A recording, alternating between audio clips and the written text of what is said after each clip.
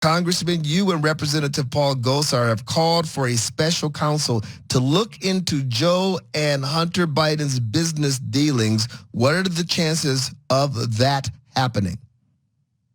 Well, I think that they should be pretty good, actually, because it's not just me and Paul and Debbie and all of the members who signed on to the letter. There are many more in our conference, but also the president concurs with that. He wants to see something happen. He wants to see an independent counsel, and really, that's what needs to happen. You don't want anybody to say, "Oh, this is all biased and driven," but I mean, the evidence is dribbling and drabbing out the way it does in D.C.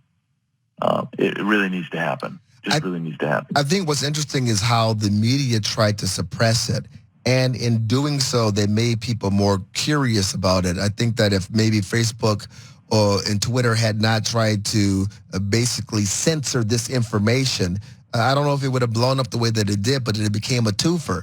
The fact that the story is out there and the fact that the media tried to suppress it, not talk about it at all, is causing people to really question what is going here, especially if the FBI has had this information for over a year, Congressman Biggs, and sat by and watched President Trump go through a useless, needless impeachment trial.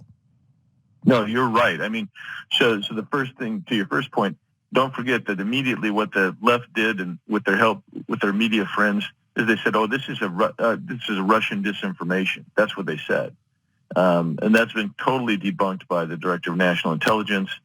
And he said, absolutely not. No one, not the FBI, Justice Department, or the intelligence community thinks that this is a Russian disinformation campaign. So that's the first thing.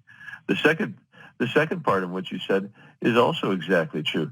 They just don't want this to get out there because it is damning. It makes the Bidens look like a criminal syndicate family, and that's really a problem for them. And so they're going to keep attacking it. And though they keep saying Russia is the problem, Russia collusion, Russian tampering with our elections. But tell us about your resolution to brand China's as the greatest foreign threat to the United States. Will it see the light of day in the House? The only way we can push that forward, although there are some across the aisle who agree with me, the only way that's going to go forward is if Nancy Pelosi is no longer the Speaker of the House. That's the way it is.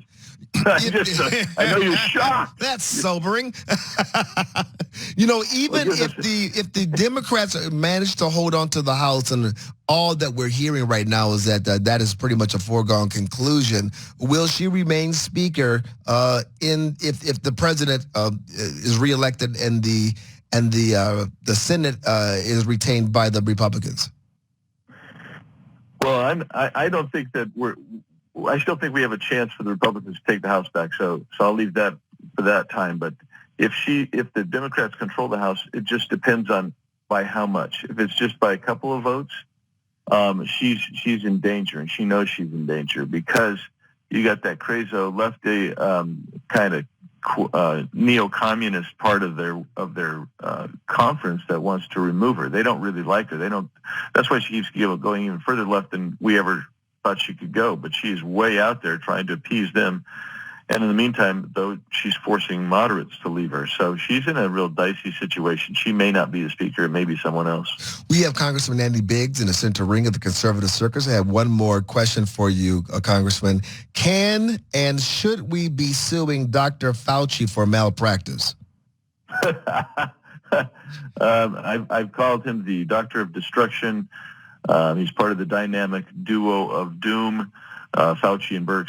I don't think there's any way we win, but you know what? It's time for him to go sit by that pool that he so famously had his picture taken by, and he can put his mask on and wear his visor and his gloves and never shake hands with anybody again the rest of his life because he thinks that's the way we need to live. It's time for him to exit stage left. I agree with you 100%, Congressman. We'll see you at the election, then we'll see you at Thanksgiving.